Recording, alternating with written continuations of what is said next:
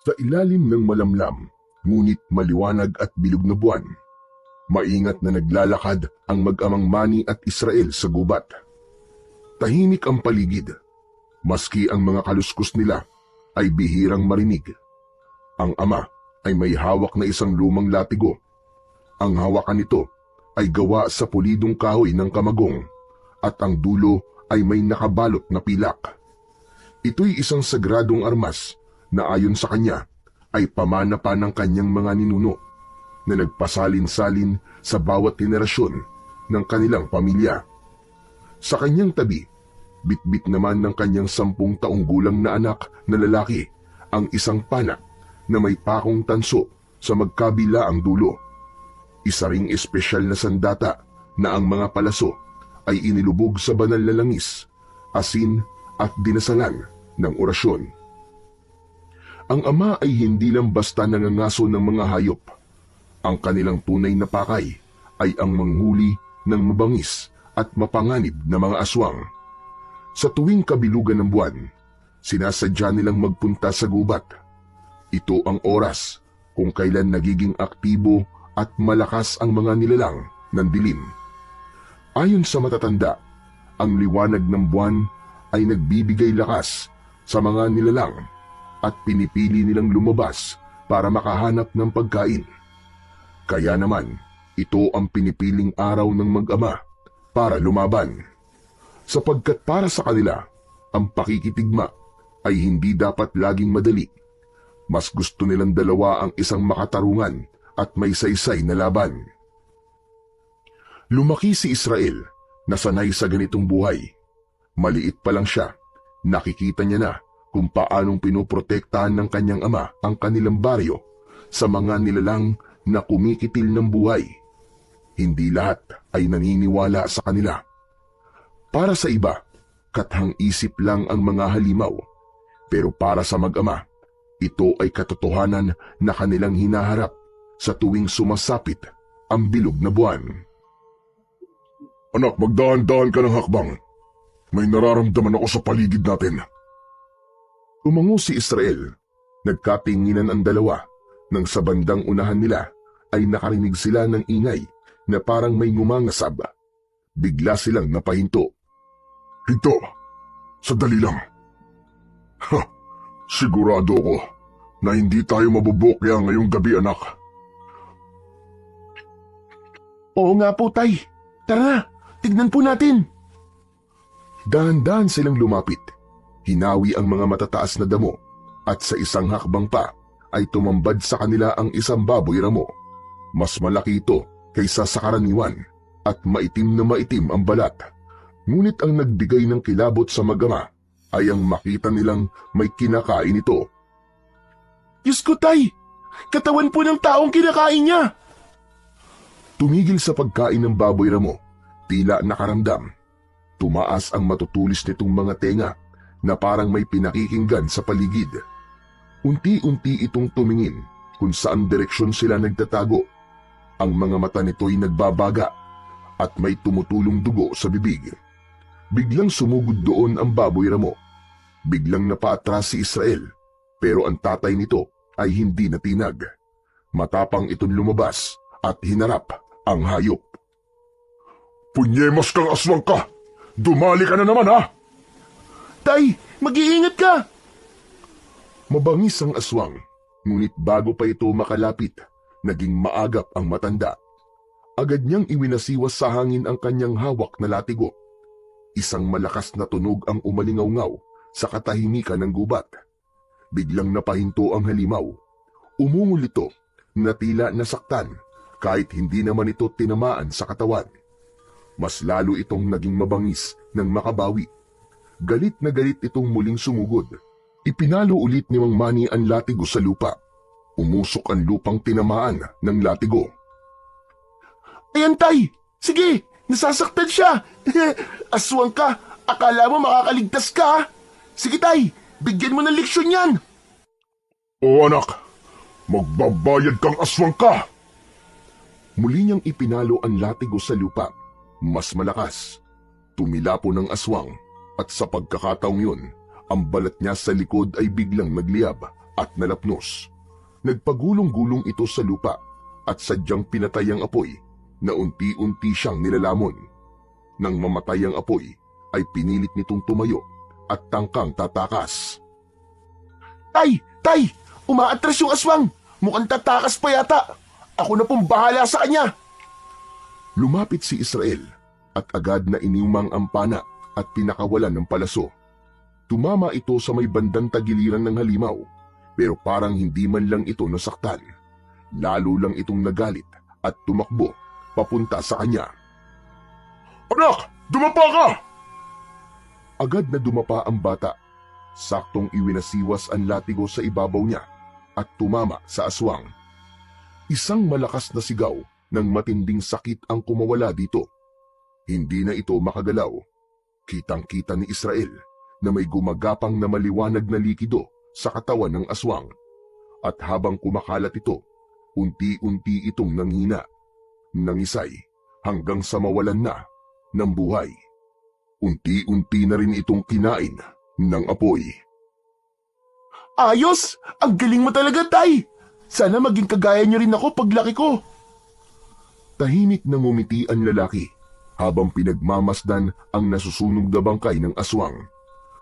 Ang liwanag naman na mula sa apoy ang nagbigay liwanag para makita ang muka ng aswang. Darating ang araw, anak. Basta palagi ka lang makikinig sa akin.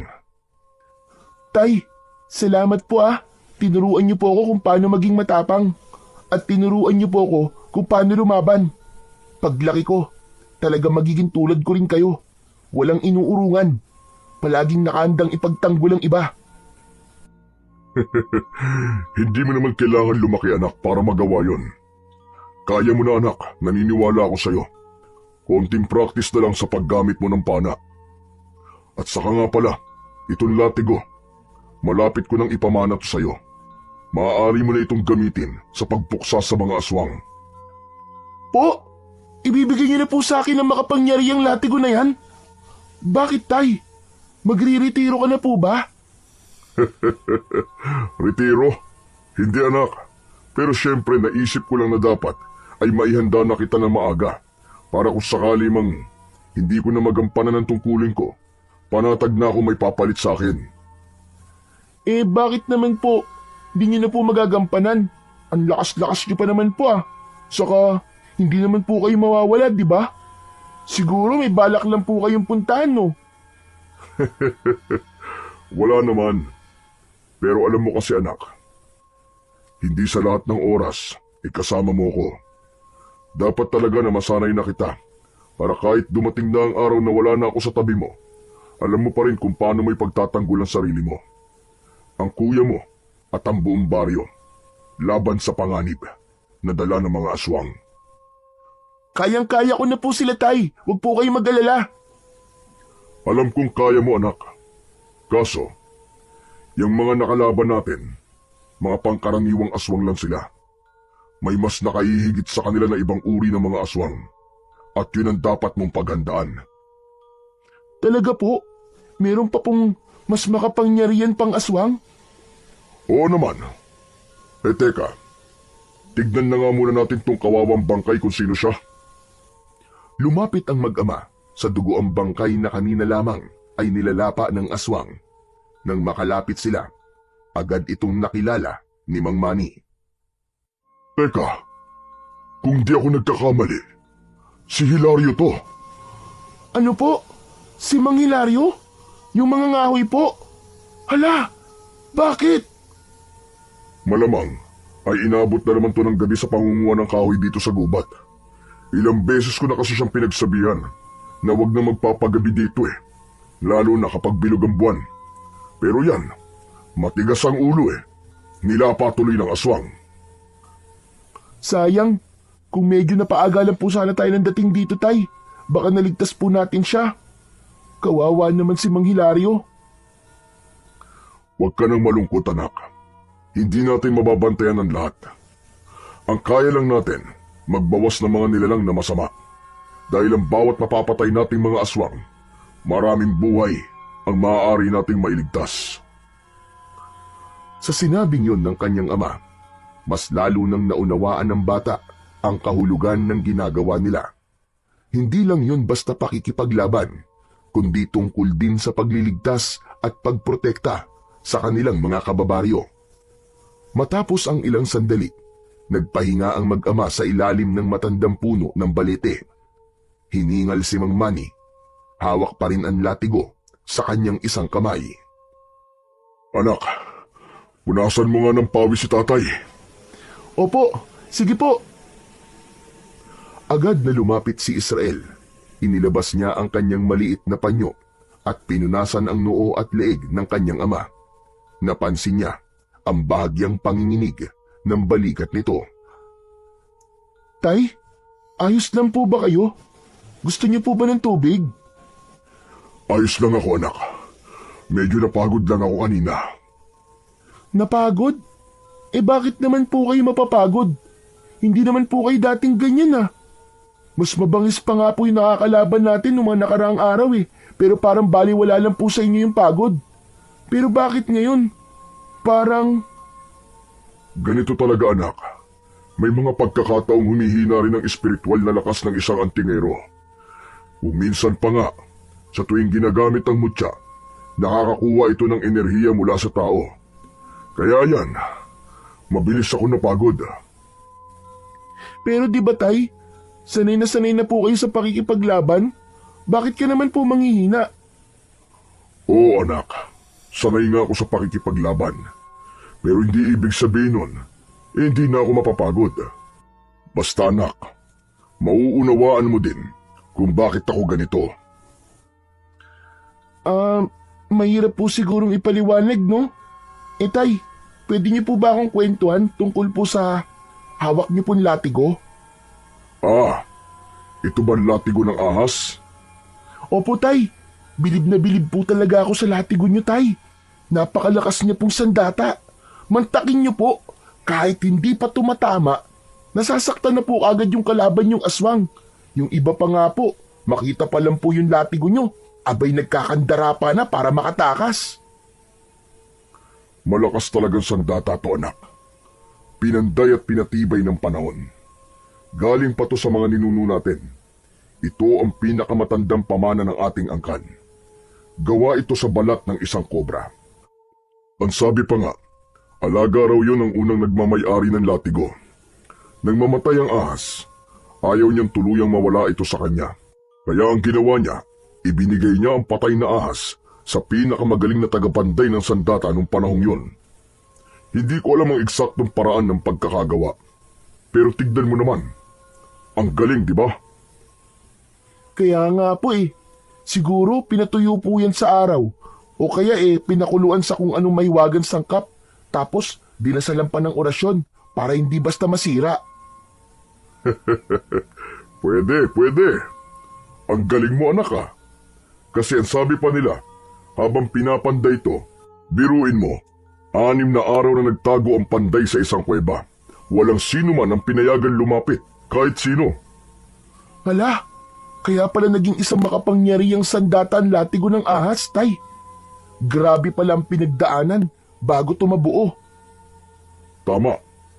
Pero alam mo ba, parang buhay pa rin ang latigong ito. Ano? Buhay po? Oo, anak. Tama ka. Para pa rin siyang buhay.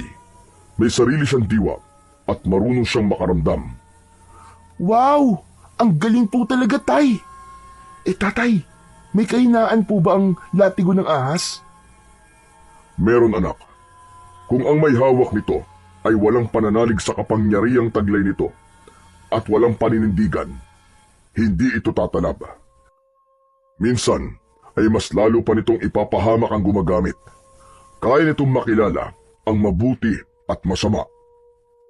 Kung ganun, tay, hindi po pala ito pwedeng mapunta sa kamay ng masasama kasi hindi po tatalab sa kanila. Tama ka, pero dapat mo pa rin ingatan, lalo na kapag naibigay ko na sa'yo. Dahil maraming nilalang ng dilim ang magkaka-interes dito. Alam mo ba kung bakit? Bakit po, tay? Para hindi mo ito magamit laban sa kanila. Isa pa, maraming naiinggit dito, anak. May mga ilan na nga sumubok nun eh. Mga mambabarang, mangkukulam, maski mga albularyo. Lahat sila gustong makuha ito. Saglit na natahimik si Israel. Tumingala siya sa puno ng balete na tila nagpapaalala sa kanya ng lalim ng mundo ng kanyang ama. Isang mundo na hindi basta-basta sa piling ng mga masasamang elemento. Ikaw ang magpapatuloy ng lahat, anak. Lahat ng ginagawa natin ito. Sana, panindigan mo habang buhay. Ayoko pa pong isipin yun, Tay. Kasi alam ko naman po na makakasama ko pa naman po kayo na mas matagal. Basta, habang hindi pa po kayo nagsasawa sa ganitong ginagawa natin, handa ako magpaturo na mas marami pa, Tay.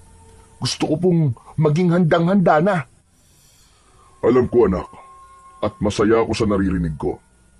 Subalit kung sakali na dumating ang panahon na hindi ko na kayang ituro lahat sa iyo, may isang tao na gusto kong lapitan mo. Ha? Sino naman po yun, Tay? Si Cardo. Isa siya sa pinakamagagaling na antingero na nakasama ko noon. Matagal na kaming hindi nagkikita, pero hindi ko makakalimutan ang mga pinagsamahan namin. Cardo? Oo, si Cardo. Matagal kami nagsama sa pangangaso ng mga aswang noon. Binata pa ako. Siyang nagturo sa akin ng lahat ng alam ko tungkol sa pakikipaglaban at sa paggamit ng latigo na to. Talaga po, Tatay? Mas magaling po siya sa inyo? Oo, marunong siya. Maabilidad at mabilis kumilos. Matalino din at saka matyaga. Parang ang galing-galing naman po ni Mang Cardo, Tay. Nasaan na po siya ngayon? Ang alam ko, nasa kabilang bayan lang naman siya. Malapit lang dito. Pero hindi na kami nagkikita eh. Ni wala na nga akong balita tungkol sa kanya. Bakit po ganun? Ba't po kayo naghiwalay? May isang malupit na laban kaming pinagdaanan nun. Halos ikamatay namin pareho. Pagkatapos nun, para bang napagod na siya. Mas ginusto niya ng tahimik na buhay. Pero kilala ko yun. Kung matatagpuan mo siya at hihingi ka ng tulong niya, alam ko na handa pa rin yung tumulong. Basta alam niyang may dahilan. Sana po, makita't makilala ko po siya. Kapag itinadhana ang mga bagay, anak, mangyayari yon. Pero kapag nangyari nga yon, maging seryoso ka, ha? Kasi wala naman ako mapagmamanahan kundi ikaw lang. Di naman pwede ang kuya mo. Opo, Tay, pangako po. Hindi ko po kayo bibiguin. Gagawin ko po ang lahat para maging karapat-dapat na maging tagapagmana nyo.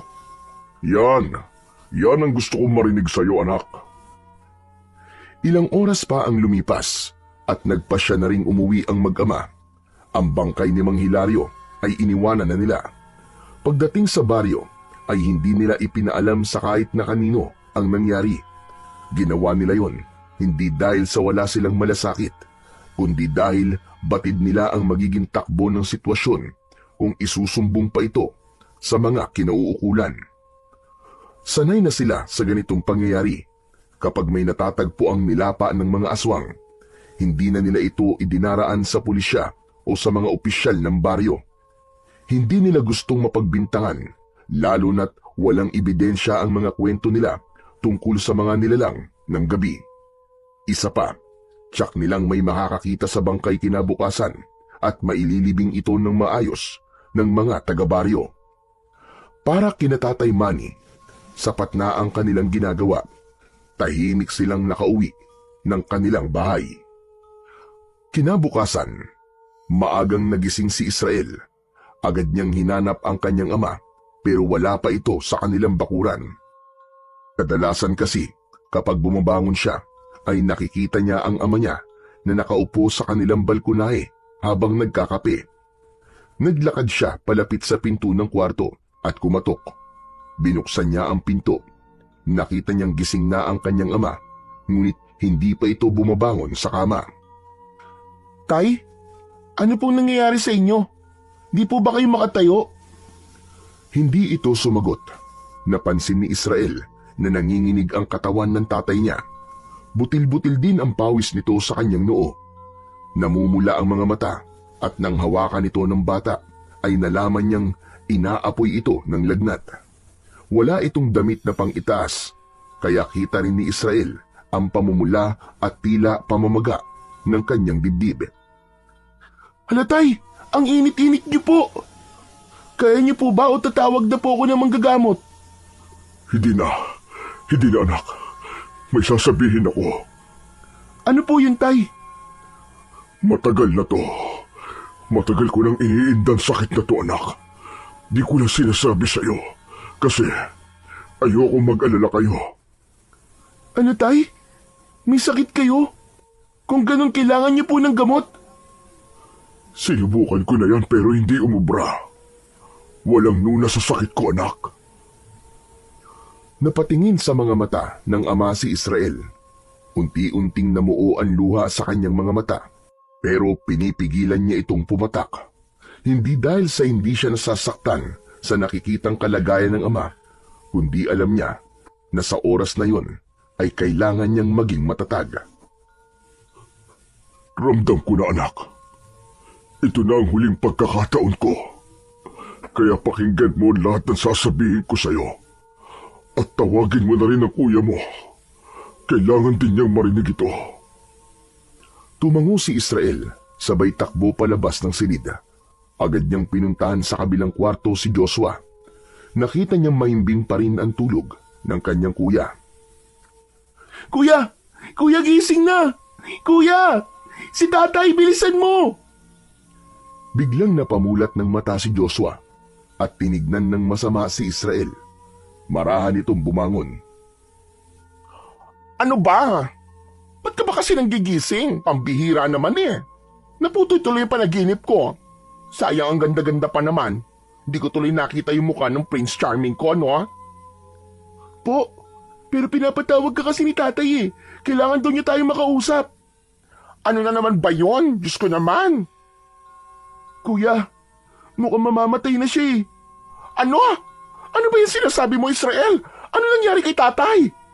Basta sumama ka na, bilisan mo. Mabilis na tinakbo ni Joshua ang kabilang kwarto at umupo sa tabi ng kanyang ama. Di na ito nakapagbihis ng damit. Ang suot niya ay isang manipis na duster at di pa niya natatanggal ang makapal na kolorete sa muka. Nanlalambot pa siya sa antok, pero agad na naalarma sa sinabi ng kanyang kapatid. Tay, bakit po? Ano po nangyari sa inyo? Ano po, dadalikan na po ba namin sa ospital? Hindi na ako magagamot, anak. Nararamdaman ko. Hindi na ako magtatagal. Ano ba yung sinasabi niyo, Tay? Hindi ba't kagabi lang ang lakas-lakas niyo pa?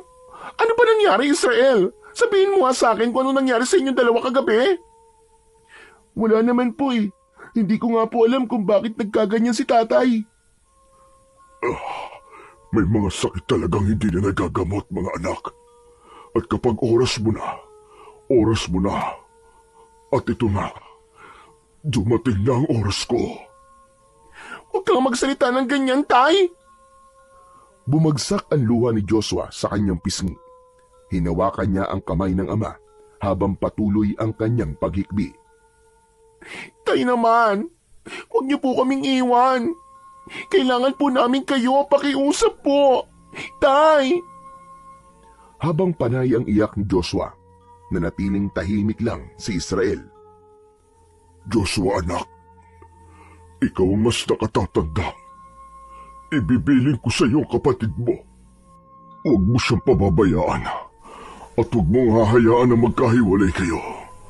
Kailangan palagi kayong maging magkakampi. Tay naman eh. Maski naman hindi niyo sabihin sa akin yung nagagawin ko. Siyempre kapatid ko siya. Mahal ko si Israel. Salamat, anak. Israel, lumapit ka. Dahan-dahang lumapit ang bata sa kanyang ama. Agad na iniutos nito kay Israel na kunin ang maliit nitong baul. Sinunod niya ito. Medyo mabigat ang baul, pero kinaya niyang buhatin palapit sa kanyang ama. Binuksan nila ito at kinuha ni Tatay Manny ang sandata niyang latigo. Sa iyo ko na pinagkakatiwala ang latigo, Israel, at ang lahat ng aking mutya at anting-anting. Tay! Huwag kang mag-alangan, anak. Kaya mo na. Konting practice na lang. Magiging katulad mo na ako. Hindi ko po kaya, Tay, kung wala po kayo. Kaya mo na, anak. Kaya mo. Sa murang edad mo, nakita ko na yung tapang mo na hindi matutumbasan. Mangako ka sa akin, anak. Huwag mong hahayaang masayang ang ipinaglalaban natin. Sige po. Pangako po. Hindi ko po kayo bibiguin. Salamat. Salamat, anak. Isang huling ngiti ang ibinigay ng ama sa kanyang dalawang anak. Unti-unti, pumikit ang kanyang mga mata habang nakahawak sa isang kamay ni Joshua. At ilang saglit pa, bumitaw na at lumaylay ang kanyang mga kamay. Huminto na rin ang kanyang paghinga. Hindi! Tay! Tatay! Tatay!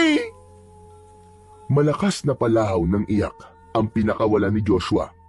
Masakit sa kanya na nawala ang ama nang wala man lang silang nagawa. Pero si Israel, nananatiling seryoso lang ang muka.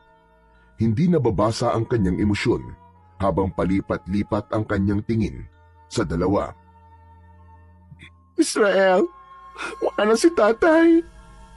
Diyos ko, tayo na lang. Wala na ang tatay natin.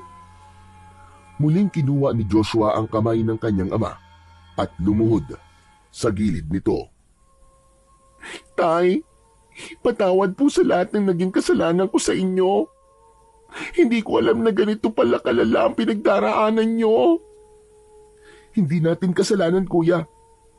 Ganyan naman talaga si tatay. Mas pinili niyang tiisin ang sakit kaysa maging pabigat sa atin. Pero bakit naman ganito? Bakit biglaan? Hindi ko po alam eh. Pero kagabi napansin ko na po na parang may kakaiba sa kanya. Pinagpapawisan po siya tapos hinihingal. Ang sabi po niya ayos lang po siya. Hindi ko naman din alam. Pero panay na po ang bili niya sa akin. Anong gagawin natin ngayon, Israel? Ililibing po natin siya ng maayos sa sementeryo. Paano mo nagagawa yan? Ang alin po, kuya? Yang ganyan? Parang baliwala lang sa iyo ang pagkamatay ni tatay. Hindi ka man lang umiiyak. Hindi ka ba nalulungkot? Nalulungkot po. Pero wala naman na po akong magagawa, di ba? Hindi na nga siya gigising maski umiyak pa ako ng umiyak.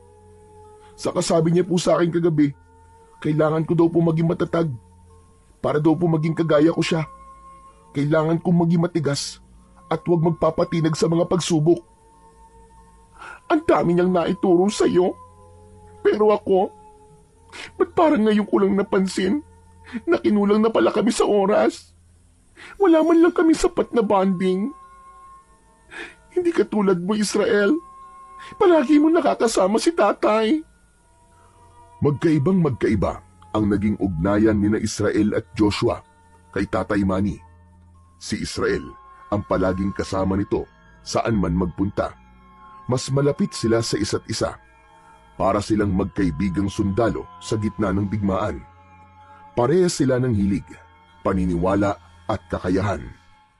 Ibinuhos ni Mang Manny ang lahat ng kaalaman at pananampalataya niya sa bunsong anak. Tila ba nakatakda na talaga si Israel na siyang magiging tagapagmana niya. Ngunit si Joshua naman, iba ang naging papel sa kanilang tahanan. Masayahing tao si Joshua. Mahilig siyang kumanta, maglinis ng bahay, magluto at iba pa. Mula nang mamatay ang kanilang ina, ay siya na ang tumayong ilaw ng kanilang tahanan. Siya ang nag-alaga kay Israel noong maliit pa ito. Siya ay isang bakla. Malambot ang kanyang kilos at parang babae kung manamit. Si Mang Manny, bagamat isang tipikal na lalaking malakas at matapang, ay hindi kailanman ikinahiya ang pagkatao ng kanyang panganay. Hinayaan niya lang ito sa kung ano ang gusto nitong gawin sa buhay. Hindi nga lang sila naging malapit, pero malaki ang respeto niya at pagmamahal sa kanyang anak. Ngunit ang kawalan ng sapat na oras at sa mga nasayang na pagkakataong naging mas malapit sana sila, yun ang pinaghihinayangan ni Joshua. Agad na inayos ang burol ng kanilang ama. Tumulong ang mga kaibigan nito at ilang mga tao na di nila inaasahan. Mga tao na minsan daw na natulungan ng kanilang ama. Nalaman ng magkapatid na si Mang Manny pala ay mahal na mahal ng maraming tao dahil sa pagiging isang mabuting tao nito at pagiging matulungin. Nang makita ni Israel na nasa loob na ng kabaong ang ama, kahit ilang ulit pa niyang piliting pigilan ang luha, husa na itong pumapatak. Sa tabi niya, humahagulgol naman ng walang tigil ang kanyang kuya. Ang araw na yon ay hindi naging madali para sa kanila. Parehas na di pa rin makapaniwala ang dalawa sa isang iglap ay nanakawin ng kamatayan ang buhay ng kanilang ama. Isang mandirigmang matapang, isang ama na laging handang ipagtanggol ang kanilang pamilya, ngayon tahimik ng nakaimlay sa loob ng kabaong. Habang abala ang mga tao sa pag-aalay ng dasal, may isang lalaking tumayo sa tabi ni Israel. Tila galing sa malayo, sunog sa araw ang balat, magaspang ang mga palad, at ang pinakamapapansin sa kanya ay ang pahilis na peklat sa kanyang muka. Mula sa kanang noo, pababa sa pisngi, may kabang naramdaman si Israel nang mapansin ang lalaking yon. Kinamayan sila ng lalaki at agad itong nagpakilala. Namilog ang mga mata ni Israel. Ako nga pala si Cardo. Ano po? Kayo po ba ang Mang Cardo na binabanggit po sa akin ni tatay na kaibigan niya? Ano ka mo? Binanggit ako ng tatay mo. Bakit? Bilin niya po kasi sa akin. Hanapin ko daw po kayo pag wala na siya. Makiusap daw po ako sa inyo na turuan niyo raw po ako sa pakikipaglaban at sa paggamit po ng latigo ng ahas. Talaga? Sinabi niya yun? Opo, kasi sabi niya, baka raw po di niya maituro ang lahat ng dapat kong malaman kaya kailangan ko po magpaturo sa inyo. Kasi mas mahusay daw po kayo kaysa sa kanya. Ikaw daw po nagturo sa kanya kung paano po makipaglaban. Totoo po ba yun, Mang Cardo?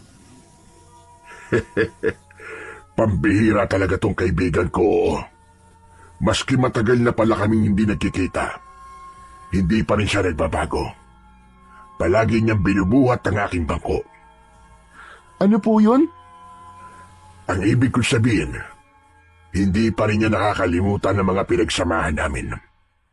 Palagi pa rin niya akong pinagmamayabang, maski ang totoo, siya naman talaga ang mas magaling sa aming dalawa.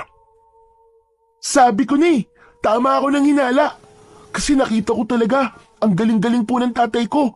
Kaso, wala na po siya ngayon. Patay na po siya. Ano bang nangyari? Bakit ang bilis naman yata? Matagal na daw po siyang may sakit. Hindi lang po niya sinasabi sa amin. Tumango si Mang Cardo at sinilip ang kaibigan sa loob ng ataol. Kailan siya ililibing? Sa isang araw po. Tahimik na lumipas ang ilang sandali. Hawak ni Mang Cardo ang kanyang sombrero. Mariing pinisil sa kanyang mga kamay habang tinititigan ang labi ng kanyang matalik na kaibigan. Kita sa mga mata ang paggalang at kalungkutan na hindi maipapaliwanag sa salita. Matagal ko na siyang hindi nakita. Hindi ko naman inakala na ganito na pala ang magiging susunod naming pagkikita. Nilingon siya ni Israel. Tinitigan ito mula ulo hanggang paa. May kung anong pagkakapareho sa ama nito. Ang tikas, ang matalas nitong mga tingin, at ang kilos. Hindi alam ni Israel kung anong eksaktong pinagsamahan ng kanyang ama at ng matandang kaharap niya ng oras na yon. Pero malinaw sa kanya ang isang bagay. May tiwala ang kanyang ama kay Mang Cardo. Sapat na yon para maramdaman niyang ito nga ang tamang tao na dapat niyang lapitan para matupad ang pangarap niyang maging katulad ng kanyang ama. Isang araw ang lumipas. Nasa sementeryo na ang halos lahat ng tao sa barangay. 2 tao ang sabay na inilibing ng araw na yon, si Mang Manny at si Mang Hilario. Mainit ang araw, pero malamig ang pakiramdam ni Israel. Habang ibinababa ang kabaong ng kanyang ama sa hukay, tahimik lang siya at halos hindi nagsasalita. Sa tabi niya, panay ang iyak at sigaw ni Joshua. Nasa malapit din si Mang Cardo, tahimik lang na nanonood. Nang matapos ang seremonya, unti-unti nang nagsiuwian ang mga tao. Natira na lamang silang 3. Nilapitan ni Mang Cardo ang 2. Israel, ano na ang plano mo? Taga-ibang baryo ko at may tungkuling ginagampanan doon. Hindi ako pwedeng magtagal dito. Po, pero paano po yung bilin ni tatay kung uuwi na po kayo kagad? Kung gusto mo, sumama ka sa akin at doon kita tuturuan. Sandali lang po, Mang Cardo. Ano po ba yung pinag-uusapan nyo? Anong sasama? Kanino ka sasama, Israel? Kay Mang Cardo po, kuya. Di ba sabi po ni tatay magpaturo daw po ako sa kanya at saka... Ibig mo sabihin aalis ka? Iiwan mo ko, Israel? Ano ka ba? Wala na ba talagang ibang nasa utak mo kundi ang latigo na yan? Kamamatay pa lang ni tatay, Israel. Pero kailangan ko punto pa rin ng bilin niya sa akin. Hindi ko siya pwedeng suwayin. Magagalit siya sa akin, kuya. Tama ang kapatid mo. At sa palagay ko, hindi na to pwedeng ipagpaliban. Kilala ko si Manny. Malakas ang pakiramdam niya sa mga bagay-bagay. Gayong ibinili niya, naturuan ko si Israel. Tsak na merong dahilan. Ano sa palagay niyo po ang mga dahilan? Posible bang may paparating na panganib? Kaya pinaghahanda itong si Israel? Posible, Joshua. Kaya sasama sa akin ang kapatid mo. Sandali lang. Hindi pwedeng ganun-ganun na lang yon. Hindi mo siya pwedeng dalhin agad. Bakit naman hindi pwede, Kuya Joshua? Ikaw na lang ang natitirang kapamilya ko, Israel. Yang tao na yan, hindi pa natin lubusang kakilala. Baka kung anong mangyari sa'yo. Po, huwag niyo pong sabihin yan. Mukha naman po mabait si Mang Cardo eh. Tsaka kaibigan po siya ni tatay. Talaga ba? Bakit alam mo mabait? Kilala mo ba siya? Sinabi ko na nga po, kaibigan po siya ni tatay. Pinagkakatiwalaan pa. Kung ganon, gusto mo talaga sumama sa kanya. Opo, kuya. Gusto ko po matuto. Gusto ko po maging katulad ni tatay. Huwag kang mag-alala, Joshua. Dahil hindi ko hahayaan mapahamak ang kapatid mo habang nasa poder ko siya. Siguraduhin mo lang. Pumapayag ka na, kuya. May magagawa pa ba ako? Salamat, kuya. Salamat talaga. Ang bait-bait mo. Labag man sa loob ni Joshua ang planong paglayo ng kapatid. Pero dahil sa nakita niyang seryoso ito at determinado, wala na siyang nagawa kundi ang sumang-ayon. Hindi niya lubos na naiintindihan kung anong klaseng mundo ang meron sa kanyang ama, kapatid at sa estrangherong si Mang Cardo, pero batid niyang buo ang loob ni Israel. Pagdating ng hapon, tahimik na tinitiklop ni Israel ang ilang piraso ng damit niya at inilagay ito sa kanyang bag. Wala siyang masyadong dadalhin dahil ayon kay Mang Cardo ay mabilis lang naman ang gagawin niyang pagtuturo. Makakauwi din siya kagad. Hinugot niya ang gamit niya sa pangangaso, pana at palaso, at akmang isasama sa inimpaking mga gamit. Hindi mo na yan kailangan. Po, hindi ko na to kailangan. Pero ito po ang sandata ko at saka... Ang kailangan mo lang ay ang latigo. Yun ang ipinamana sa iyo ng iyong ama. Hindi ba? Ang paggamit nun, ang gusto niyang matutunan mo. Sige po. Muling itinago ng bata ang kanyang sandata at ipinagpatuloy ang pag-aayos ng kanyang mga gamit. Nang matapos ay nagpaalam na siya sa kanyang kuya Joshua. Matapos ang huling sulyap sa lumang bahay nila, binitbit ni Israel ang kanyang lumang bag at sinundan si Mang Cardo. Naglalakad na sila papalayo. Walang iyakan, walang dramang nangyari. Ngunit sa may pintuan, nanatiling nakatayo si Joshua. Nakatuon ang tingin niya sa papalayong kapatid. Hindi niya maipaliwanag ang lungkot na nararamdaman ng mga oras na yon. Para siyang naiwan sa isang eksenang wala siyang kontrol na hindi niya pwedeng baguhin. Tila naramdaman niyang para na siyang naging estatwang walang silbi.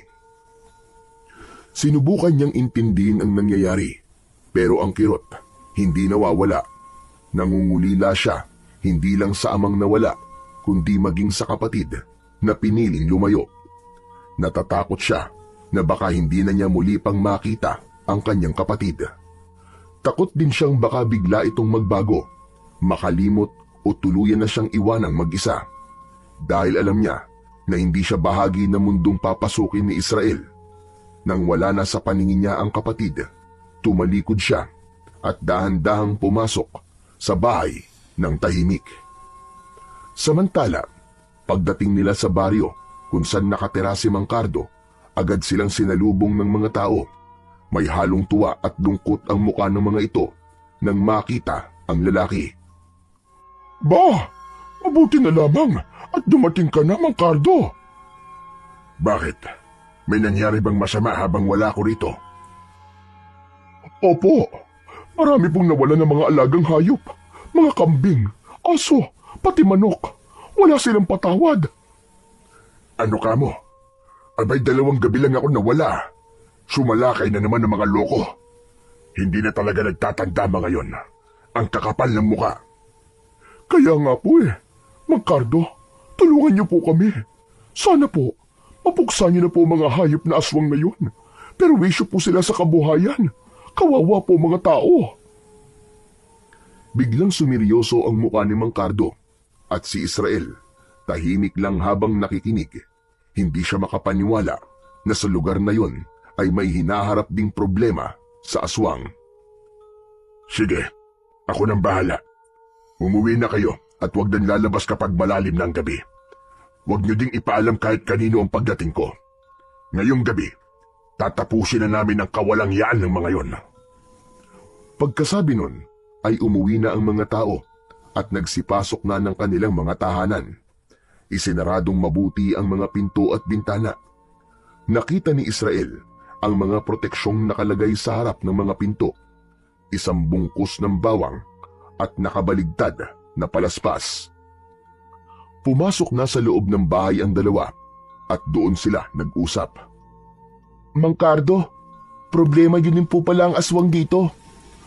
Oo, Israel. Matagal na. Ganun din po sa amin Pero malaki po ang pagkakaiba. Mukhang ang mga tao po dito naniniwala po sa ginagawa niyo at sa mga aswang. Sa amin po kasi, konti lang po ang naniniwala. Ganun ba? Kung ganun, ay naging mahirap ang pagtupad niyo sa inyong mga tungkulin. Opo, tama po kayo, Mang Cardo. Patago po kami nagpupunta sa gubat para mangaso ng aswang. Sa baryo po namin, sarado po ang utak nila tungkol sa mga kababalagan. Konti lang po talaga ang naniniwala. Hindi naging sikat si tatay bilang birador ng aswang. Sikat siya sa pagiging matulungin at pagiging mapagbigay. Doon po siya minahal ng tao. Hindi po nila alam na matagal na silang pinoprotektahan ni tatay sa kamay ng mga aswang. Dito naman, naniniwala sila sa aswang kasi nakakita na sila. Ipinakita ko sa kanila mismo. Talaga po? Oo.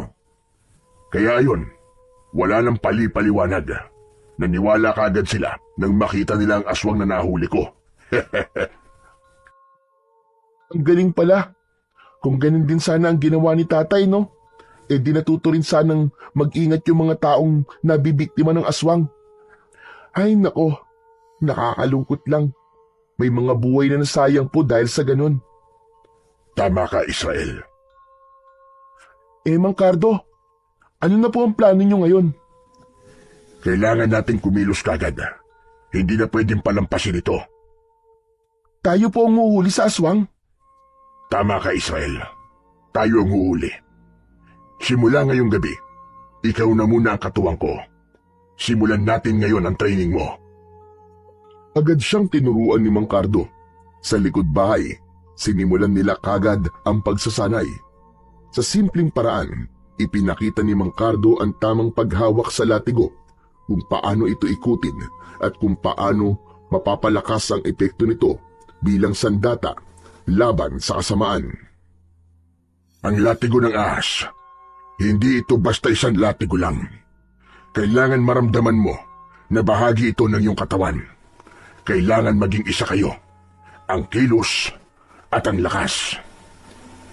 Sinubukan ni Israel na sundin ang mga sinabi ng matanda. Paulit-ulit, ipinapalo niya ito sa lupa.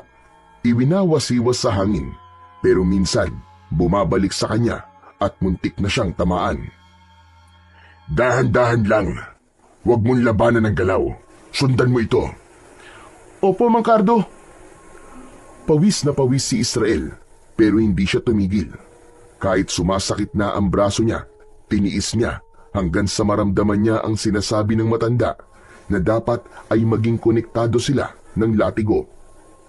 Nagawa niya ang perpektong pagwasiwas at pagpalo nito sa lupa.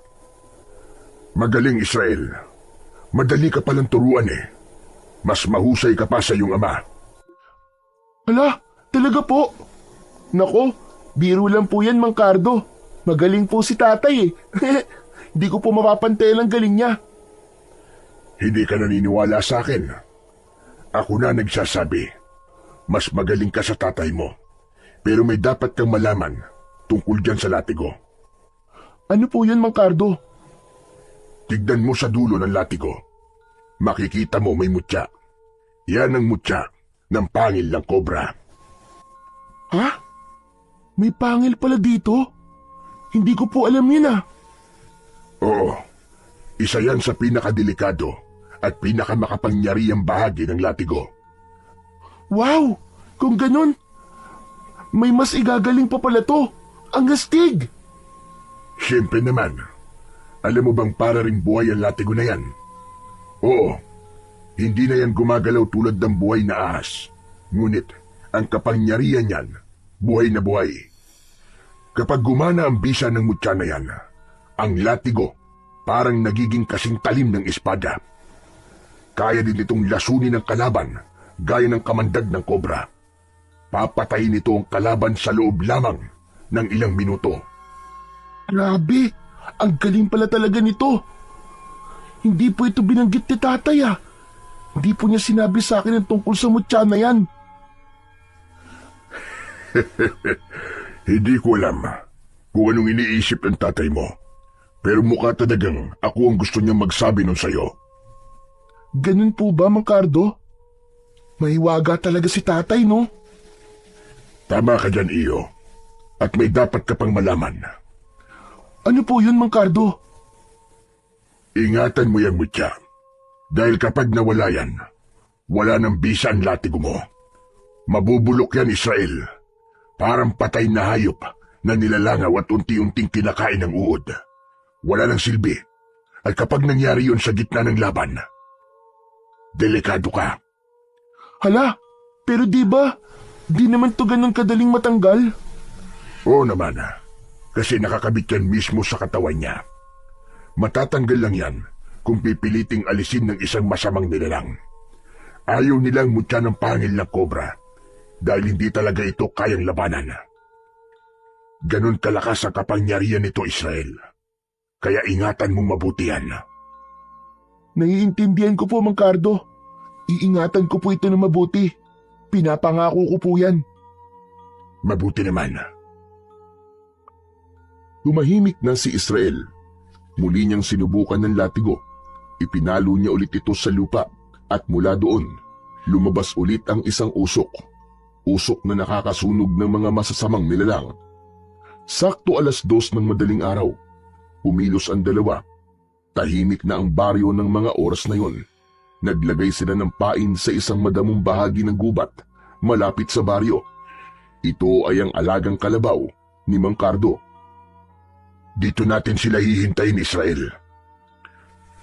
Alam niyo pong pupunta sila dito, Mang Cardo? Sa dami na nakasagupa kong aswang, kabisado ko na sila. Kahit malayo sila, naaamoy nila ang dugo. Dugo? Ano pong dugo, Mang Cardo? Dugo ng tao. Dugo ng tao? Saan naman po tayo kukuha ng dugo ng... Di na natapos pa ni Israel ang kanyang sasabihin. Nanlaki ang mga mata niya nang makitang sinugatan ni Mang Cardo ang sarili nitong palad. Lumabas ang sariwa nitong dugo. Agad niyang ipinahid ito sa katawan ng kanyang alagang kalabaw.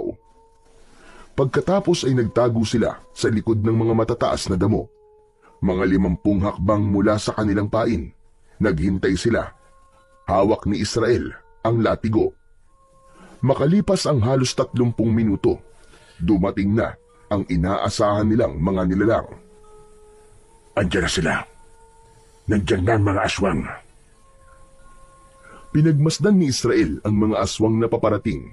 Ang una ay payat, mahaba ang leeg at may matutulis na kuko na animo ay tari ng manok.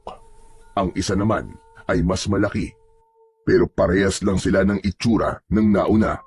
Parang tao, pero nakakatakot at bahagyang nakayuko. Israel, maganda ka. Dahil ikaw ang haharap sa kanila. Po! Ako po! Ngayon na! Agad-agad! Sigurado po ba kayo, Mang Cardo? Oo. Sa'yo na ang laban na ito, iyo. Bahagi na ito ng iyong pagsasanay. Huminga ng malalim si Israel. Lumabas siya sa kanyang pinagtataguan at mabilis na lumapit sa mga aswang. Bigla niyang iniampas ang latigo sa lupa. Narinig ang malakas na pagtama nito. Napaatras ang isang aswang, ngunit ang isa ay nagwala at sumugod. Israel, maganda ka! Muling ipinalo ng bata ang latigo sa lupa at katulad ng inaasahan, nasaktan ang mga aswang. Sige, ganyan nga Israel. Magaling bata. Sige, sige pa! Nang marinig ito ni Israel, natuwa siya ng sobra at nawala sa konsentrasyon. Napatingin siya kay Mang Cardo na nagtataas ng kamao. Ngunit sa hindi inaasahan, biglang nakabawi ang isang aswang. Bigla nitong sinunggaban ng bata. Nakalmot ang kanyang braso. Aray! Tinamaan ako! Israel! Agad siyang tinulungan ni Mang Cardo. Tumalon ito at sinalubong ng suntok at sipa ang aswang na umatake at nanakit sa bata. Halos mapasubsob ang aswang sa lupa.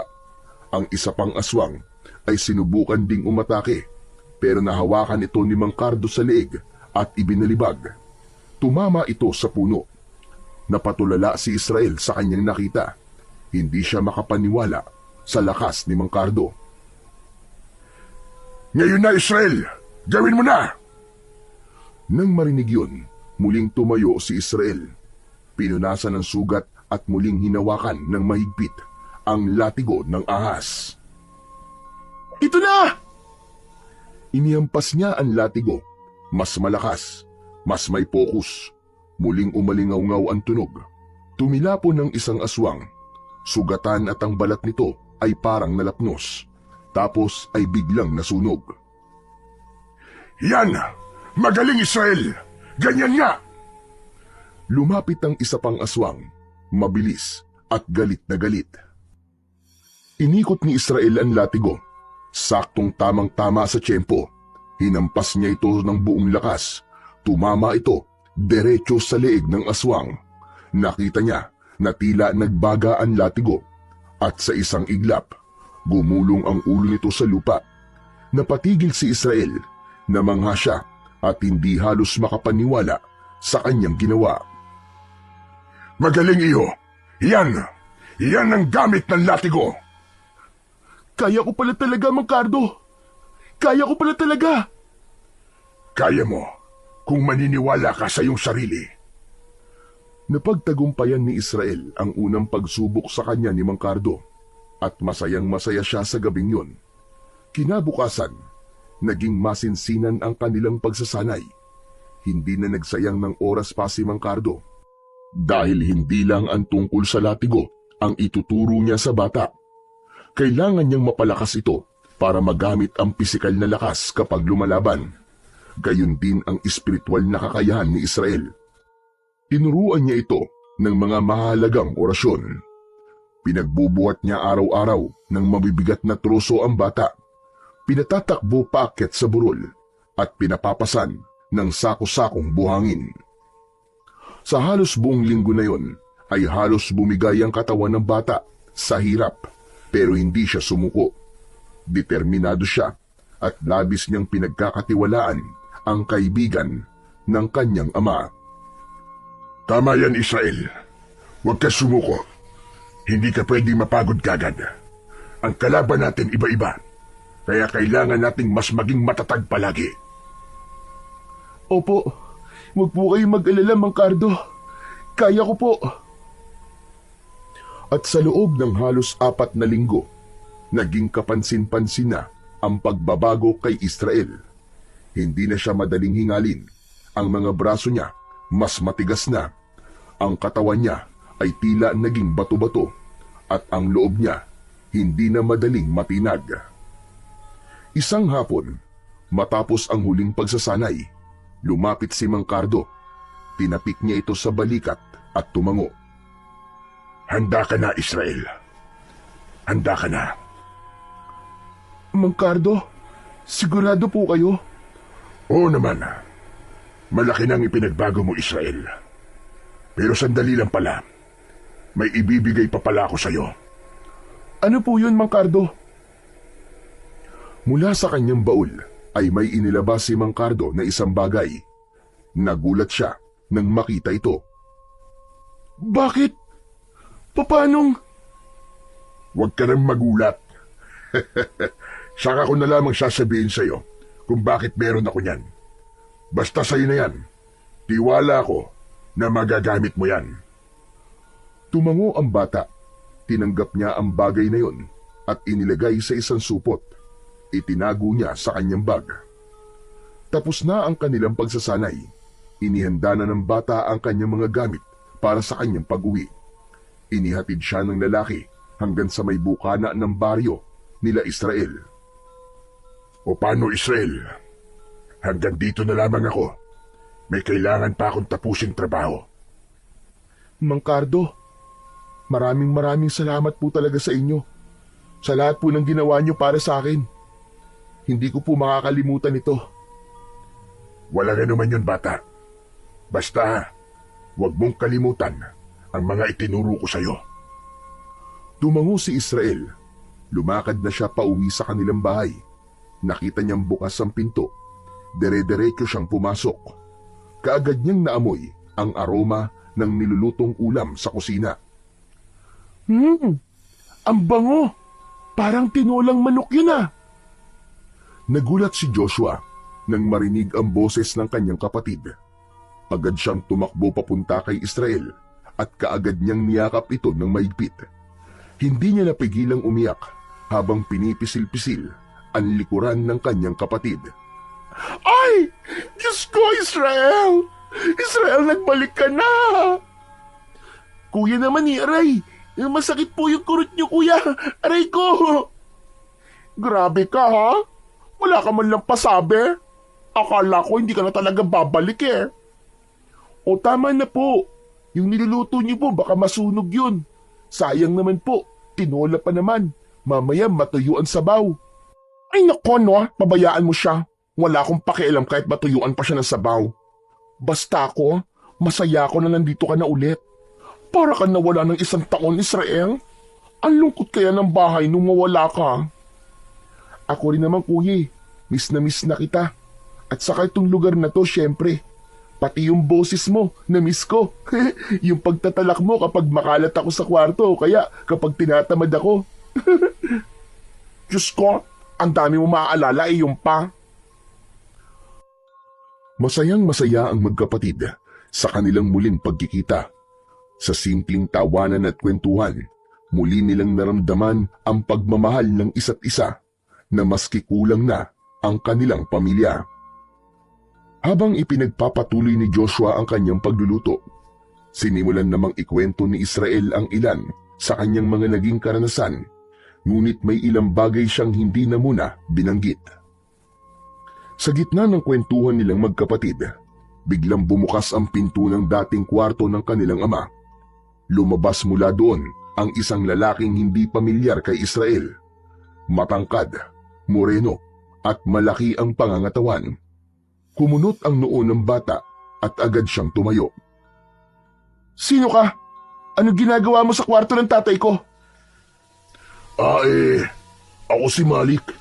Dito ako. Dito ka ano? Ano? Magsalita ka! Tumayo agad si Joshua at humarang sa pagitan ng dalawa. Kita sa kanyang muka ang labis na pag-aalala, pero ilang saglit pa ay huminga ito ng malalim at kumalma. Sandali lang, Israel, ano ka ba? Huminahon ka lang. Pakinggan mo muna ako, please. O sige, magsalita ka, kuya. Sino yan? Anong ginagawa niya dito sa atin? Halika nga, dun muna tayo sa sala. Mag-usap tayo. Kaagad nilang tinungo ang sala at doon nag-usap ng masinsinan ang magkapatid. Israel, siya si Malik. Nangungupahan siya dito sa atin. Ano? Pinaupahan mo ang kwarto ni tatay? Bakit, kuya? Wala akong choice, Israel eh. Alam mo naman, di ba, na si tatay lang ang inaasahan natin pagdating sa perang panggastos natin. Wala pa akong trabaho na hahanap eh. Kailangan natin kumain. Kailangan natin mabuhay. Kaya ayan, malaking tulong din yung pera na ibinabayad niya sa pag-upa. Pero hindi ko siya kilala, kuya. Delikado. Nung nagpapapasok ka ng isang estranghero dito sa bahay natin. Alam mo namang maraming mahalagang gamit si tatay dito eh. Nako, nagkakamali ka ha. Hindi magkaka-interest si Malik sa mga gamit ni tatay, no? Ano ka ba? Mayamang tao yan. Hindi yan magnanakaw. Mayaman po siya? Bakit nangungupahan po sa bahay natin? Luma na to tsaka sira-sira pa. Ewan ko. Hindi ko nga rin alam kung bakit eh. Pero hindi na mahalaga yon. Ang importante, yung pera na ibabayad niya sa atin. Diyan ka nagkakamali, kuya. Hindi po importante yung pera. Mas mahalaga na ligtas tayong dalawa. Ano ka ba naman? Ako ang panganay sa atin, no? Kailangan kong tumayo para sa ating dalawa. Sa isang buwan mag-aaral ka na ulit. O, saan tayo kukuha ng panggastos, aber? Hayaan mo na, Israel. Magtiwala ka naman sa akin, no? Ipaubaya mo na to. Promise, wala tayong magiging problema. Sige po, kuya. Basta, promise mo yan, ha? Oo nga. Huwag ka na mag-alala, okay? Sige, kuya. Nagkasundo ang dalawa sa isang iglap na wala ang tensyon. O Malik, halika na dito ha. Lumakad palapit ang lalaki sa kanilang dalawa. Malik, ito nga pala si Israel. Siya yung palagi kong kinikwento na kapatid ko. Hello, ikaw pala si Israel. Ako naman si Malik. Kumusta ka? Iniabot nito ang kanyang kamay sa bata para sana makipagkamay, pero hindi ito pinansin ni Israel. Napangisi ito ng bagya dahil sa pagkapahiya. Huwag ka mag-alala. Sandali lang naman ako dito sa lugar niyo eh. Mabuti akong tao, bata. Wala kang dapat na ipag-alala sa akin. Okay, sige. Sinabi mo eh. Pero, pasensya ka na lang din sa inasal ko ah. Medyo nagulat lang talaga ako. Muling bumalik sa normal ang paligid. Si Joshua ay muling bumalik sa kusina at si Malik naman ay nagpaalam na rin at muling pumasok sa kwarto. Si Israel naiwan sa sala. Patuloy na nag-iisip. May mga tanong sa isip niya na walang sagot.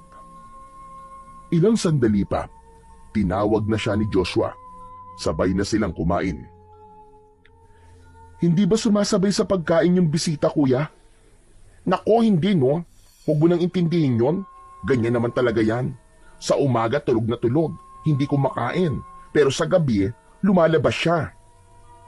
Ano, kuya? Lumalabas siya sa gabi? Bakit? Anong ginagawa niya sa labas? Naku, hindi ko alam ano. Hindi ko naman tinatanong. Hindi naman ako tsismosa. Pero dapat alam mo pa rin, kuya. Basta, ang alam ko lang, parang may hinahanap siya. Ewan ko naman kung ano. Ganun ba? Oo. Ay, teka. Kalimutan mo na nga yan. Ang mabuti pa kumain ka na lang muna dyan, okay? Huwag mo nang intindihin yung bisita. Kinagabihan, nasa sala si Israel. Nakaupo at maingat na nililinis ang latigong iniwan sa kanya ng kanyang ama. Maya-maya, dumaan si Malik sa harap pero biglang tumigil ito sa kanyang paglalakad. Napansin niya ang ginagawa ng bata. Ang ganda naman ng hawak mo. Ano yan? Napalingon si Israel, saglit lang, tapos bumalik na sa kanyang ginagawa. Latigo ba yan? Mukhang luman-luma na, pero matibay pa rin. Teka, saan ba gawa yan? Parang balat ng ahas ah. Hindi sumagot ang bata. Patuloy lang ito sa pagpupunas. Pinagmasdan lang niya si Malik mula sa gilid ng kanyang mga mata. Bigla itong umupo sa tabi niya. Mas maigi pang tinignan ang latigo. Kita sa mga mata nito ang interes. Grabe, ang ganda talaga niya na. Parang balat ng kobra. Wala pa ring sagot mula kay Israel. Tahimik ka. Hindi bale, okay lang yan. Alam mo bang, kolektor ako ng mga kakaibang gamit. Antik, agimat, mga bagay na may kwento. Ganun ang mga hinahanap ko. Ngunit hindi pa rin siya pinapansin ni Israel. Alam mo, kung ibibenta mo yan, bibilhin ko yan. Ha? Hindi ko to binibenta, no? 20,000, ayos na? Hindi ko nga ito binibenta. Grabe ah, marunong ka din palang maglaro, no? Siguro, gusto mo pang padagdagan, no? Alam mo, rare ang ganyan. Parang may kasama pang agimat. Pwede bang hawakan? Wag niyo pong hawakan. Sinabi ko na, hindi ko to binibenta. Wala akong pake sa pera mo. Teka, bakit parang galit ka sa akin? Hindi na ito sinagot ni Israel. May narinig silang papalapit na yabag. Aba? Mukhang masinsinan niyang pag-uusap niyo ah. Ano bang meron? Sinasabi ko lang sa kapatid mo na gusto kong bilhin yung latigo. 100,000 piso. Ano? 100,000 piso? Seryoso ka ba? Oo naman, mukha ba ako nagbibiro? Nanlaki ang mga mata ni Joshua sa labis na pagkamangha. Napatingin ito kay Israel na halatang naiirita na. Oy Israel, narinig mo ba yon? Ano masasabi mo? Malaking halaga yon. Hindi ko naman alam na napakamahal pala ng latigo na yan. Muli, nanahimik si Israel. Umiling lang siya pagkatapos ay tumayo at naglakad palayo. Ngunit may binitiwang huling salita. Hindi ko ibibenta ang pamana sa akin ni tatay. Patuloy na naglakad ang bata. Binuksan niya ang pinto sa kanyang kwarto at pabagsak na isinara nito ang pintuan matapos siyang makapasok. Sa sala, naiwan sina Malik at Joshua. Napapakamot sa batok si Joshua. Malik, pagpasensyaan mo na ang kapatid ko ha? Okay lang. Hindi ba talaga nyo ibibenta sa akin yung latigo? Mukhang ayaw talaga niya eh. Kilala ko naman ang kapatid ko, no? Kapag ayaw niya talaga. Hindi mo siya maiimpluwensyahan. Pero susubukan ko pa rin kausapin. Sayang din naman kasi yung pera eh. Malaking halaga yon. Malaki ang maitutulong nun sa amin. Sa loob ng kwarto ng bata, nakaupo si Israel sa kanyang katre. Maigpit ang hawak niya sa latigo. Parang sinisiguradong hindi ito mapapakawalan. Ang latigo na lang ang natitirang koneksyon nila ng ama at kailangan niyang tuparin ang pangako niya dito bago pa ito mamatay. Iingatan niya ang latigo. Kinabukasan, hindi na nagpansinan pa ang magkapatid. Dahil doon ay lumabas ng bahay si Israel, nakipaglaro sa kanyang mga kaibigan. Ilang araw silang tahimik, ilang araw silang nanatiling ganun, kaya naman si Israel, para malibang ang sarili, nangangaso siya at minsan naman ay nagsasanay sa gubat. Dahil doon, hindi niya alam na nagsimula ng lasunin ni Malik ang isip ng kanyang kapatid. Hindi sa pamamagitan ng pagpipilit nito na mabili ang latigo, kundi nakipaglapit ito kay Joshua. Nung una, hindi ito ganong pinapansin ni Israel, pero habang tumatagal ay may nakita na siyang kakaiba na parang may mali na sa kilos ng dalawa. Minsan ay napapansin niya ang simpleng pitik sa braso at minsan naman ay yung mga akbayan na may kasamang harutan. Isang hapon, habang pauwi si Israel galing sa pagsasanay, ay nadatnan niya ang dalawa na nagbibiruan. Narinig niyang tawa ng tawa ang kanyang kuya.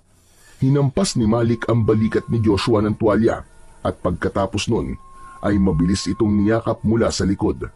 Napahinto si Israel. Anong ginagawa niyo? Biglang natahimik ang dalawa. Natigilan si Joshua, sabay iwas ng tingin. Wala. Nagbibiruan lang kami, Israel. Parang sobra naman na yata yung biruan niyo. Uy, ano ka ba? Chill ka lang. Wala namang masama eh. Bata nga pa para sa mga ganito. Opo, bata nga lang po ako. Pero hindi ako bulag. Pagkasabi nun, ay mabilis na naglakad paalis ulit ang bata at hindi na lumingon pa. Ramdam niyang may mali. Hindi niya maipaliwanag, pero mabigat ang pakiramdam niya. Naglakad siya pabalik sa gubat at doon nagmuni-muni maghapon. Inabot na rin siya doon ng dilim. Hindi mapakali si Israel. Umupo siya sa sanga ng isang malaking puno. Nagsiselo siya sa nakikita niyang paglalapit ng dalawa. Pakiramdam niya ay inaagaw na ni Malik ang kanyang kuya. Lalo pat ilang araw na silang hindi nag-uusap at parang walang pakialam sa kanya. Sa kanyang malalim na pag-iisip, bigla siyang nakarinig ng kung anong kaluskos. Tumayo siya at naghanda. Hinawakan niya ng maigpit ang latigo at inikot ang kanyang paningin sa buong paligid. Sa bandang kaliwa niya, may nakita siyang gumalaw, parang papalapit sa kanya. Hindi ka aabot sa akin, lintik ka! Inihanda na niya ang sarili at sa paglitaw ng nilalang, nakahinga siya ng maluwag. Nakita niya ang isang musang, naghahanap ng kanyang makakain. Maya-maya ay tumakbo na ito palayo. Napaupo ulit ang bata at napailing. Ay nako, akala ko naman kung ano na. Pero ayos na din yun. Wala akong ganang makipaglaban ngayon. Umalis na si Israel sa lugar na yon at mula doon ay naghanap siya ng maayos-ayos na mapipwestuhan. Nagdesisyon siyang doon na sa gubat magpalipas ng magdamag. Naghanap siya ng ligtas na lugar upang kanyang mapagpahingahan. Pinili niyang pumwesto sa ilalim ng puno ng balete. Inilatag niya ang kanyang sako at ginawang banig, habang ang bag na palaging hawak ay kanyang ginawang unan. Hay! Ang sarap naman dito. Presko ang hangin at tahimik. Maya-maya pa, bumigat na ang talukap ng mga mata ng bata at payapa na siyang nakatulog buong magdamag. Samantala kinabukasan nang magising si Israel, naramdaman niya ang kakaibang alinsangan sa umaga. Tapos ay amoy malansa ang hangin, masangsang at parang nabubulok na karne. Napaangat ng ulo ang bata mula sa kanyang pagkakahiga. Doon niya malinaw na narinig ang ingay na nagmumula sa mga tao sa baryo. Bigla siyang napabalikwas. Pinakinggan niyang mabuti ang tunog. Nang makumpirmang galing na sa baryo ang ingay, agad siyang tumakbo palabas ng gubat.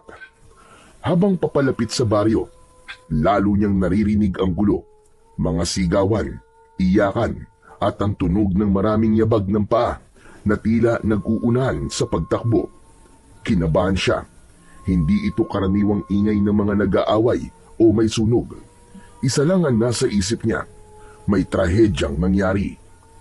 At mas lalo pa siyang kinabahan nang makalabas na siya ng gubat ay napansin niyang papunta sa kanila ang daloy ng mga taong tumatakbo. Bigla siyang binundol ng kaba. Bigla niyang naalala ang kanyang kuya Joshua. Pagdating sa tapat ng kanilang bahay, nakita niya ang maraming tao na nagkukumpulan sa harapan. May mga umiiyak, may ilang nakatakip ang bibig dahil sa gulat. Dahan-dahan siyang lumapit at pinilit na sumiksik sa gitna ng mga tao. Doon niya nakita ang bangkay ng isang lalaking halos hindi na makilala. Wasak ang mukha nito at wakwak ang tiyan. Wala nang lamang loob. Diyos ko po! Sino yan? Mukhang dayo. Hindi ko rin siya kilala. Kuya!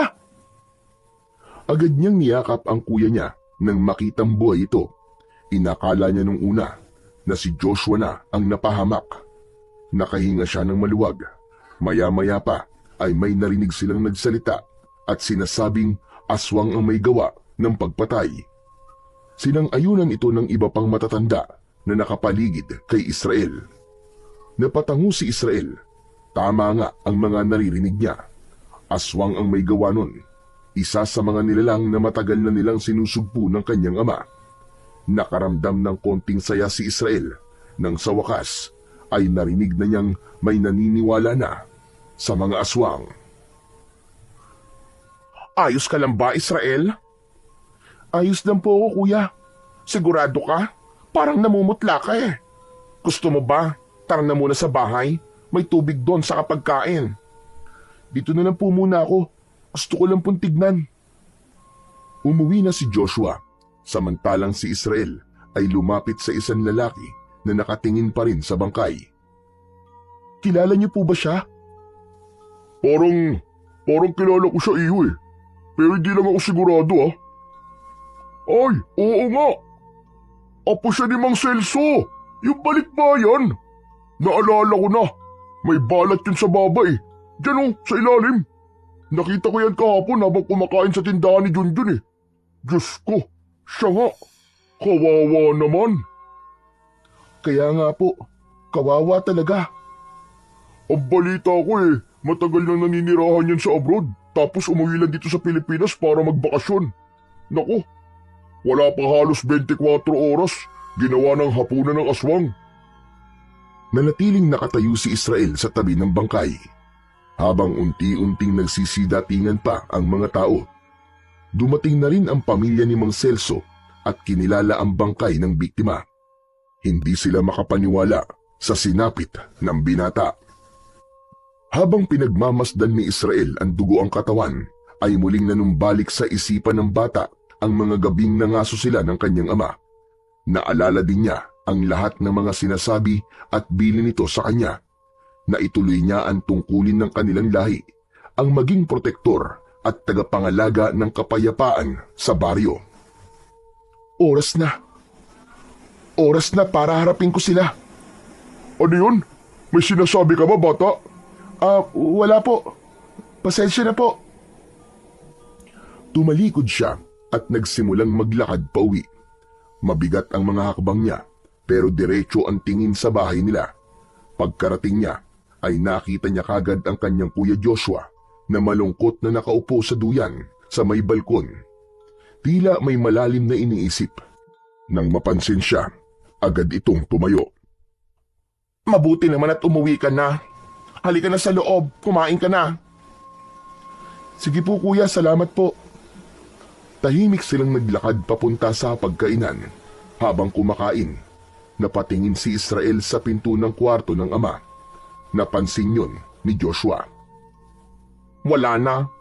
Umalis na si Malik. Nag-iwan na lang siya ng sulat. Pasensya na raw at siya pa naging dahilan ng gulo nating dalawa. Mabuti naman. Siya nga pala kuya. Naawa ako dun sa lalaki kanina. Grabe talaga yung itsura. Sigurado ko. Mabangis na aswang ang may gawa nun. Ang hinala ko, meron na namang namumugad na aswang dito sa atin. Ano ka ba? Hindi na bago yan, Israel. Simula nung umalis ka para mag-ensayo, halos araw-araw may namamatay. Minsan hayop, minsan tao. may nakikitang bangkay sa ilog, sa kalsada, sa tabing gubat. Pero madalas ay mga taga-ibang lugar ang natatagpuan dito. Parang ginawa ng tapunan ng mga bangkay ang baryo natin. Biglang napatingin si Israel sa sahig. Tila pinoproseso ang kanyang narinig. Si Malik, gaano po siya katagal dito sa baryo? Si Malik? Halos mag-iisang buwan na rin.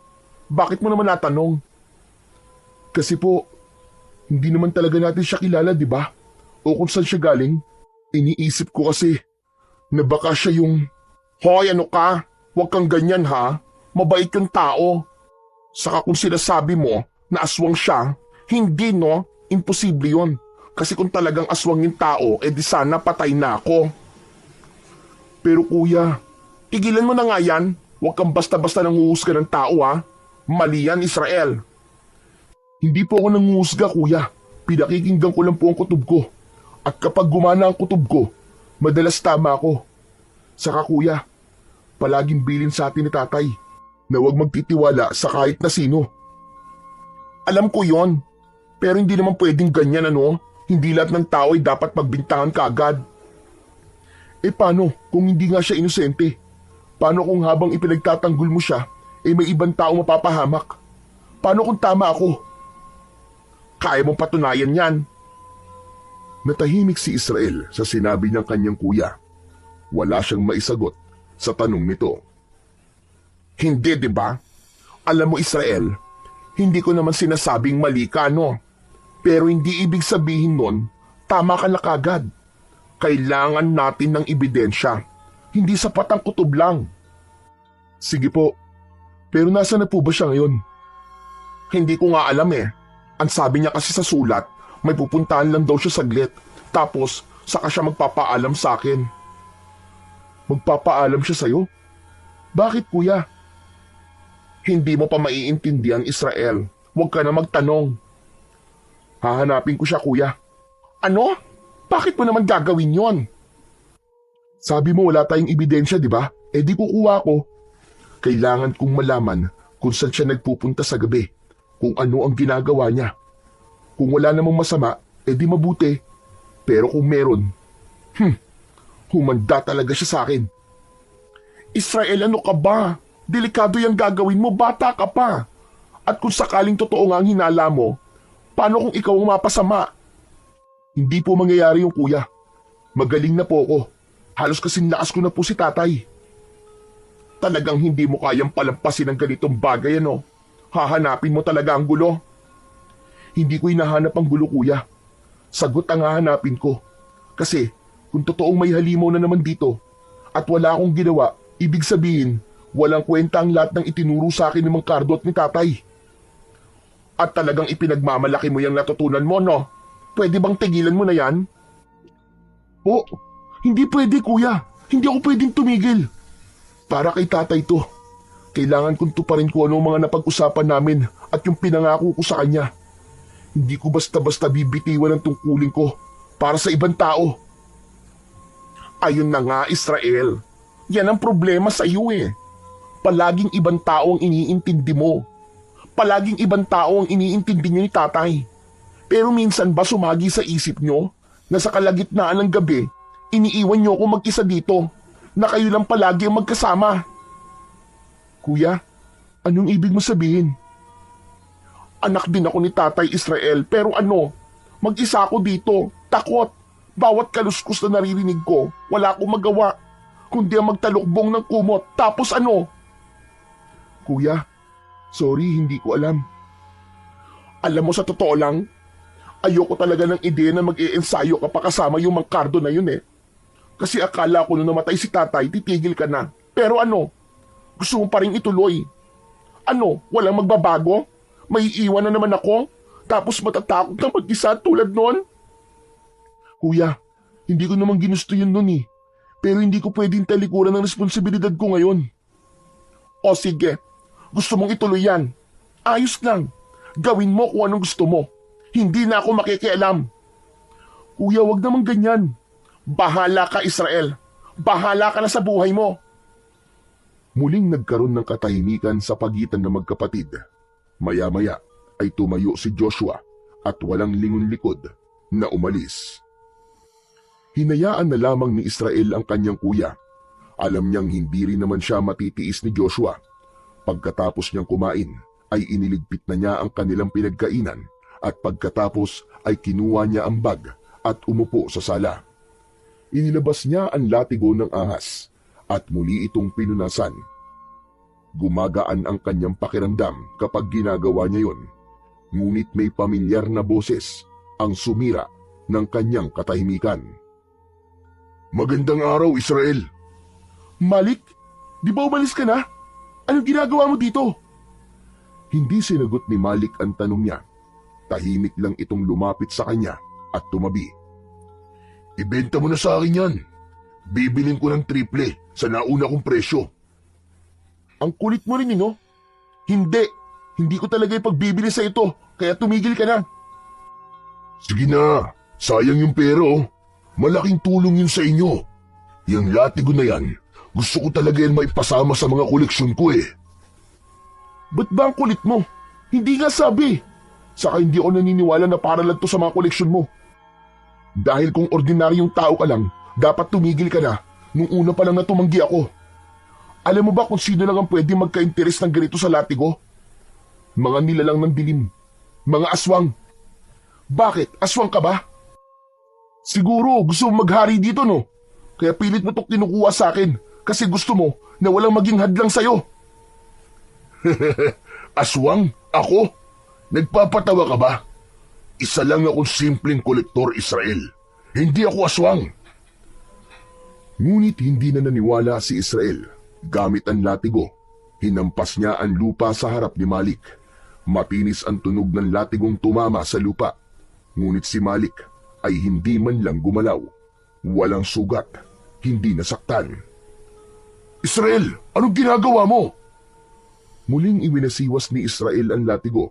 Mas malakas, pero muli, walang epekto. Imposible! Hindi ka tinatablan? Ha? Tinatablan? Ng ano? Tumahimik si Israel. Tumigil na rin siya sa kanyang ginagawa at muling umupo. Bigla siyang nagduda sa mga naging panguhusga niya sa katauhan ni Malik. Bigo siyang saktan si Malik gamit ang kanyang latigo ng ahas. Pero hindi pa rin siya kampante. Hindi pa rin siya mapaniwala ni Malik na isa nga itong ordinaryong tao lang. Umalis ka na. Wala dito si Kuya Joshua. Tumitig lang si Malik sa kanya. Saglit itong hindi gumalaw. Tapos biglang ngumiti. Ngunit hindi ngiti ng isang kaibigan, kundi isang ngiting may ibig sabihin. Tinalikuran na siya ng lalaki at naglakad palayo na parang walang nangyari. Naiwan si Israel na hawak pa rin ng maigpit ang latigo. Sumapit ang gabi. Tahimik na ang buong bahay. Tulog na si Israel. Dahan-dahang bumukas ang pintuan ng kanyang silid. Maingat na pumasok si Joshua.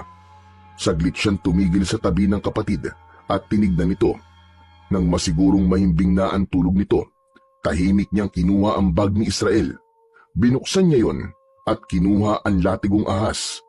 Pinunasan pa niya ng dulo ng kanyang kamiseta ang hawakan bago marahang isinara muli ang bag. Lumabas siya ng silid. Tumuloy siya sa sala sa may altar. Dahan-dahan niyang binuksan ang lumang baul ng kanilang ama. Isa-isa niyang nilabas ang mga agimat ng kanilang tatay Manny. Maging ang ibang mga antigong bagay ay hindi niya pinatawad. Nilimas niya ang lahat ng laman ng baul.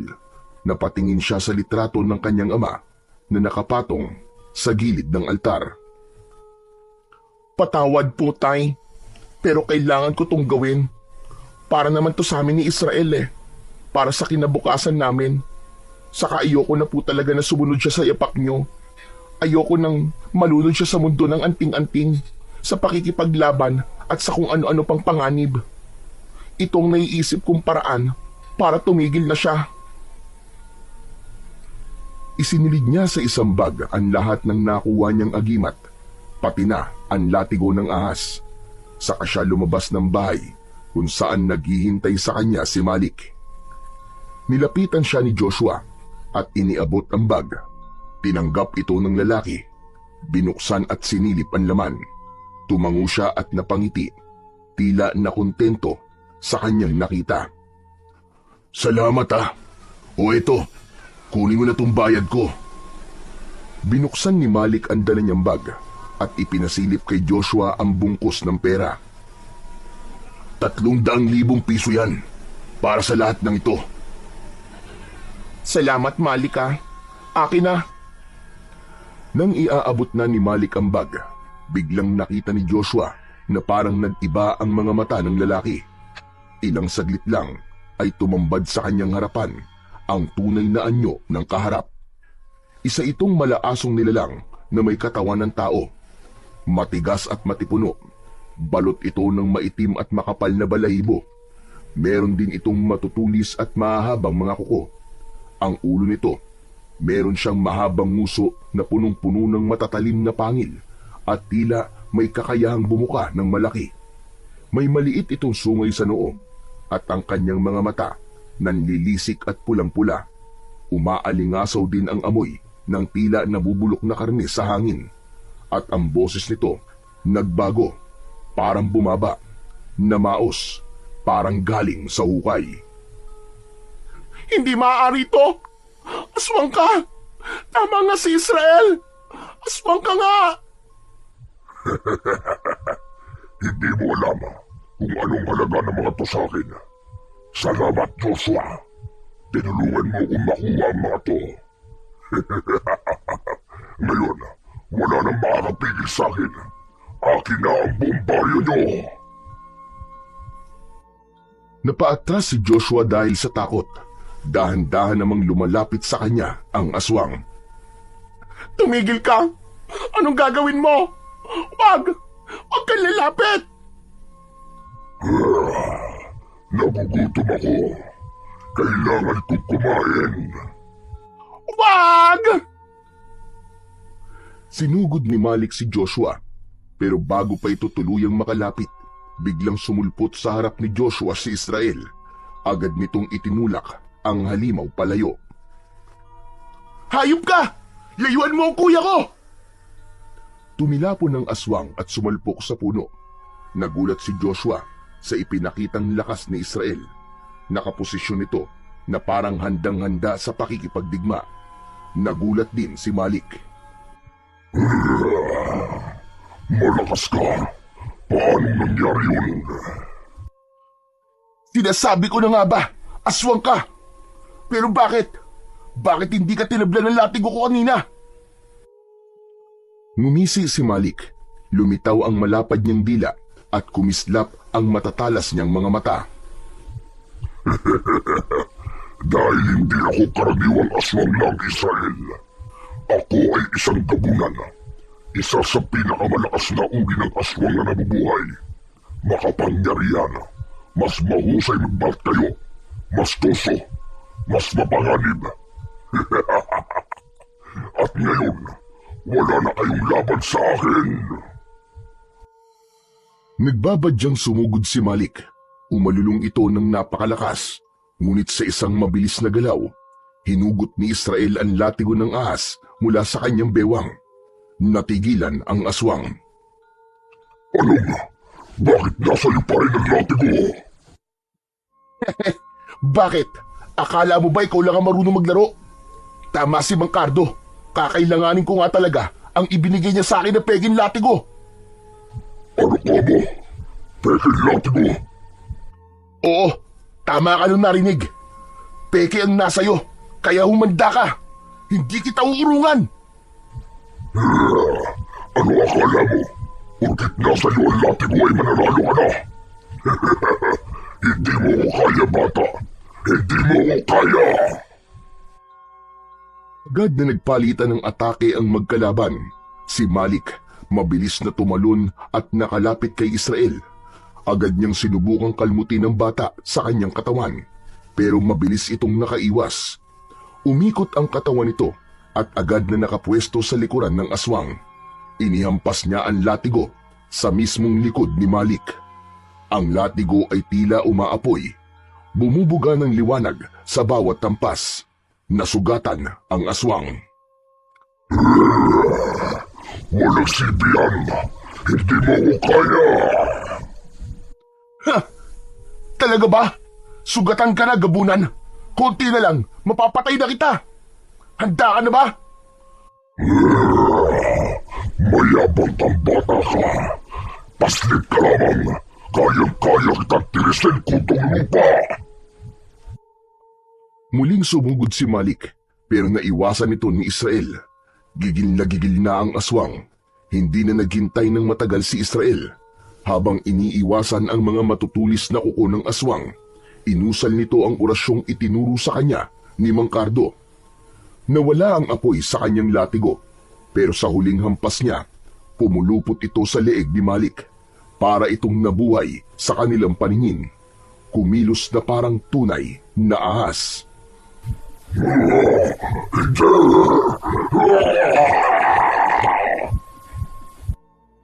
Lalong humigpit ang pagkakapulupot ng ahas. Tapos ay sumisingasing ito at inilalabas ang mahahaba nitong mga pangil. Dumura ng puting kamandag ang kobra. Ilang sandali pa ay kinagat ng ahas ang mga mata ni Malik. Kitang-kita ni Israel at Joshua ang paggapang ng kamandag sa anyo ng puting liwanag mula sa muka ng aswang.